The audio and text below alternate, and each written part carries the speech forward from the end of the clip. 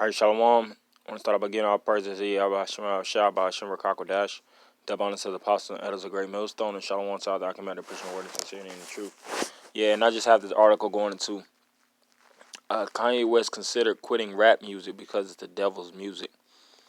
Man, and how many times consistently, our brother's been putting out information through the spirit and power of Yahweh Hashem, Shah, rebuking and condemning this world on a whole. Esau, his system, his corporations, from the entertainment realm, to the music industry. The list goes on and on. It's all heavily built up upon the qualities of witchcraft and sorcery. The beats, they channel left hand side energy.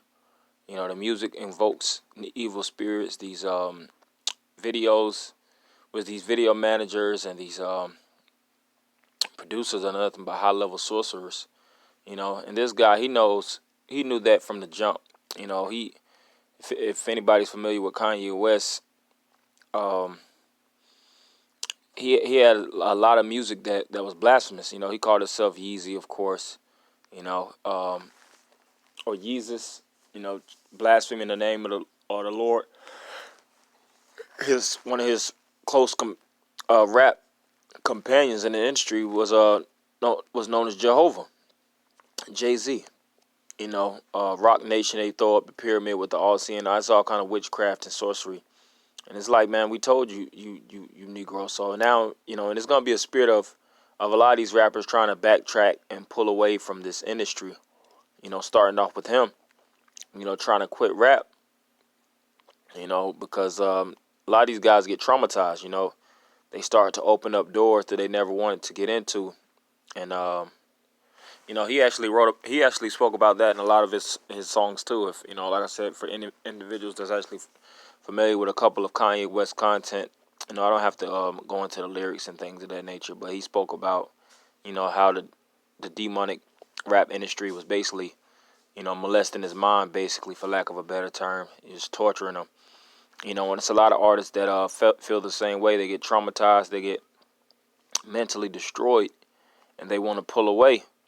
But it's a little too late for a lot of these guys, man, But I'm going to read a little bit in this article. It says, Kanye West almost turned his back on rap. The rapper's pastor, Adam Tyson, recently spoke with Christian-based media outlets, Apologia Studios, about Kanye's religious rebirth and how it affects his music. Kanye started visiting our church back in mid-May, said Tyson, who is a senior pastor at Placerita Bible Church in Newhall, California. After showing up to the service a few times, he requested to speak with Tyson. Kanye said, about 5 weeks ago, I got radically saved, shared the pastor. He just started telling me a little about his testimony. Kanye told Tyson that he turned to Christianity after feeling the weight of sin from fame and the music industry. The guilt of sin brought him down low, he said. He would say the devil basically brought him to a place where he just felt like he was in bondage to sin. So he said he got delivered, and he's on a big road to start his so-called Christian-based path, Christian-based career. I'm gonna jump down right here. It says he ultimately decided not to abandon his craft, but used it as a vehicle to spread his beliefs.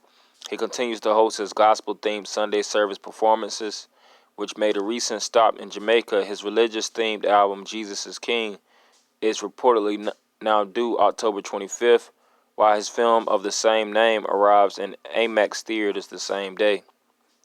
He's trying to take other business ventures, and like I said, really a lot of these like the style of rap that everybody's interested in is dilapidating. So these rappers need to jump into different worlds in order to stay relevant, in order to stay hip.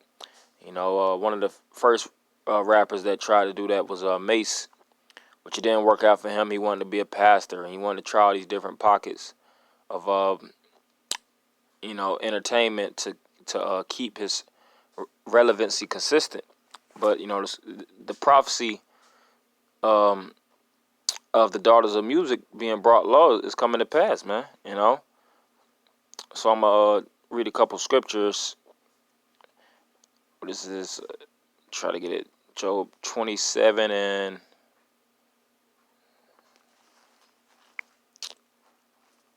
8. Yep. This is Job 27 and 8. For what is the hope of the hypocrite, though he have gained, when the Most High take away his soul? And that's a lot of guys. They sell their soul to the so-called white man, which is the devil, and they sell it for, which he said that too. He sold it to the devil. He said he got a Happy Meal. It was a cheap deal or whatever.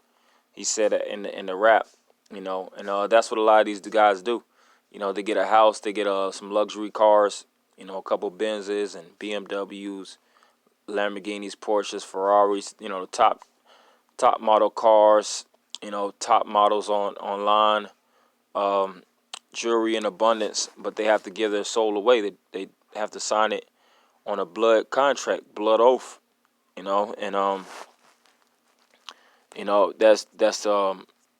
that's really it for these guys, And a lot of these and a lot of them want to break free, but they don't want to expose their music industry because whether it's Atlantic or Universal, whatever they have a contract with, because those guys will be after them.